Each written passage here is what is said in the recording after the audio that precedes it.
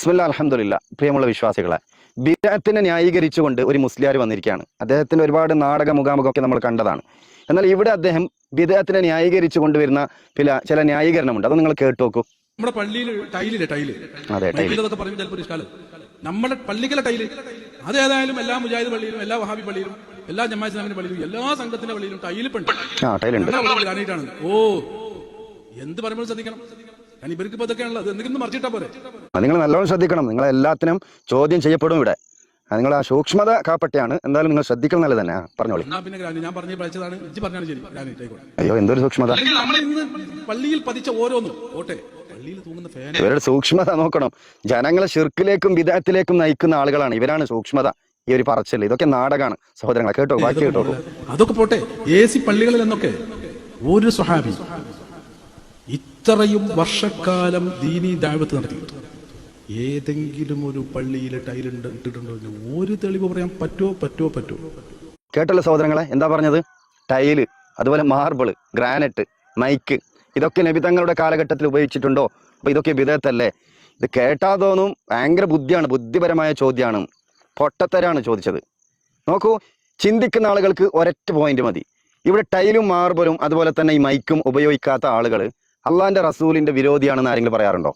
എന്നാൽ ഇവരുടെ ഭാഷയിൽ നബിദിനം ആഘോഷിച്ചിട്ടില്ല എങ്കിൽ നബി വിരോധിയാണ്, പുത്തൻവാദിയാണ്, അല്ലേ? നോക്കൂ, ഇതിനൊക്കെ ന്യായീകരിക്കാൻ വേണ്ടിയാണ് ഈ ടൈലും മാർബിളൊക്കെ കൊടുക്കുന്നത്. എന്തിനു ന്യായീകരിക്കാൻ?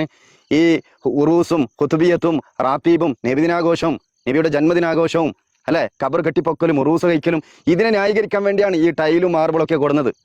അള്ളാന്റെ റസൂൽ സല്ലല്ലാഹു അലൈഹി വസല്ലമ തങ്ങൾ ശക്തമായി നിരോധിച്ച കാര്യമാണ് ഇതൊക്കെ. നബി തങ്ങൾ എവിടെയെങ്കിലും നിങ്ങൾ ആധുനിക സംവിധാനം ഉപയോഗിക്കരുതെന്ന് പറഞ്ഞിട്ടുണ്ടോ? ഇവരൊക്കെ എന്താ പഠിച്ചത്? സത്യം പറഞ്ഞാൽ ഒരു കാലഘട്ടത്തിൽ ഇവരുടെ ഈ വേഷം കണ്ടാണ് പല ആളുകൾ ഇവരുടെ പിന്നാലെ കൂടിയത്, അല്ലെ?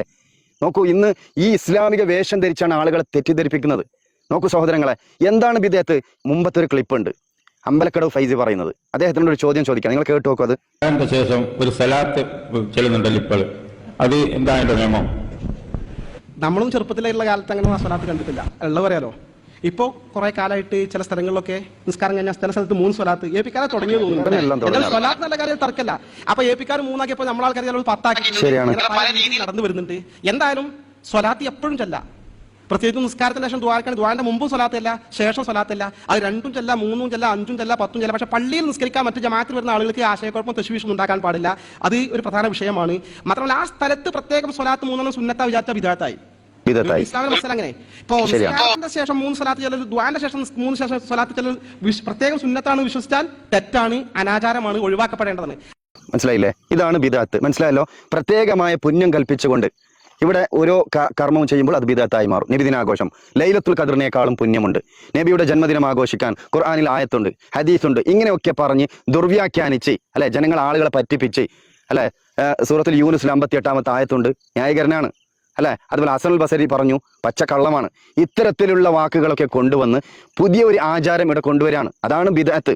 പുണ്യം കൽപ്പിച്ചുകൊണ്ട് നല്ലതാണെന്ന് കരുതി ചെയ്താൽ പോലും നമ്മുടെ വകയായി എണ്ണവും വണ്ണവും ഒന്നും ചേർക്കാൻ നമുക്ക് ആർക്കും അധികാരമില്ല. അവിടെയാണ് ബിദ്അത്ത് വരുന്നത്. അതുകൊണ്ടാണ് ഇമാം മാലിക് റഹ്മത്തുള്ളാഹി അലൈഹി പറഞ്ഞത് എന്ത്? മനിബ്തദഅ ഫിൽ ഇസ്ലാമി ബിദ്അ. ആരെങ്കിലും ഇസ്ലാമിലേക്ക് പുതിയതായ ബിദ്അത്ത് കടത്തിക്കൂട്ടി അവൻ വാദിക്കുന്നു യറാഹ ഹസന, അത് നല്ലതല്ലേ, ദിക്റല്ലേ, സ്വലാത്തല്ലേ. ഇപ്പൊ അമ്പലക്കടവ് ഫൈസി പറഞ്ഞല്ലോ, സ്വലാത്ത് തന്നെ നല്ലതന്നെ, പക്ഷെ അവിടെ പ്രത്യേകം സുന്നത്തുണ്ട് എന്ന് പറഞ്ഞാലോ? നബിദിനം ആഘോഷിക്കൽ പ്രത്യേകമായ സുന്നത്തുണ്ട്, അതിൽ നബി തങ്ങളുടെ മാതൃകയുണ്ട് എന്ന രൂപത്തിൽ ആചരിച്ചാലോ? ആ ഒരു നിയത്തോടെ അല്ലാതെ ഒരാൾ ആചരിച്ചാലും അത് ബിദ്അത്തായി മാറും. അതെങ്ങനെ? അള്ളാന്റെ റസൂലിന്റെ കൽപ്പനയില്ല, അള്ളാന്റെ റസൂൽ നിരോധിച്ച കാര്യമാണത്. അല്ലെ, ജന്മദിനാഘോഷം എന്നുള്ളത് ജൂത നസാറാക്കളുടെ ആചാരമാണ്. അപ്പൊ മനസ്സിലായല്ലോ? പ്രത്യേകം പുണ്യം നിങ്ങൾ കൽപ്പിക്കുന്നുണ്ട്, ഒന്ന് നല്ലതാണെന്ന് കരുതി കാര്യമില്ല. അതാണ് ഇമാം മാലിക് റഹ്മത്തുള്ളാഹി അലൈഹി പറഞ്ഞത് യറാഹ ഹസന, നിങ്ങൾ നല്ലതാണെന്ന് വാദിച്ചാലും ഫഖദ് സഅമ അന്ന മുഹമ്മദ് സല്ലല്ലാഹു അലൈഹി വസല്ലം ഖാന റിസാല, അള്ളാന്റെ റസൂൽ സല്ലല്ലാഹു അലൈഹി വസല്ലം തങ്ങൾ അവിടുത്തെ പ്രവാചകത്വത്തിൽ വഞ്ചന കാണിച്ചു എന്ന് പറയുന്നതിന് തുല്യമാണ്. എത്രത്തോളം ഗൗരവമാണ്. അതുകൊണ്ടാണ് അള്ളാന്റെ റസൂൽ എല്ലാ പ്രഭാഷണത്തിന്റെ തുടക്കത്തിൽ പറയുന്നത് കുല്ലു ബിദ്അത്തിൻ ളലാല, എല്ലാ ബിദ്അത്തും ളലാലത്താണ്, വകുല്ലു ളലാലത്തിൻ ഫിന്നാർ, എല്ലാ ളലാലത്തും വഴികേടും നരകത്തിലേക്കാണ് എന്നുള്ളത്. നോക്കൂ, നാളെ പരലോകത്ത് ഔദുൽ കൗസർ പോലും പിന്നെ നമുക്ക് കിട്ടാതെ ആട്ടി ഓടിക്കപ്പെടുന്ന ഒരു വിഭാഗമാണ് ബിദ്അത്ത് ചെയ്യുന്ന ആളുകൾ. അത്തരത്തിലുള്ള തിന്മയിൽ നിന്ന് നാം പിന്നെ പരിപൂർണമായി മാറി നിൽക്കുക. അള്ളാഹു അനുഗ്രഹിക്കട്ടെ. അസ്സലാമു അലൈക്കും വറഹ്മത്തുള്ളാഹി. قل إن كنتم تحبون الله فاتبعوني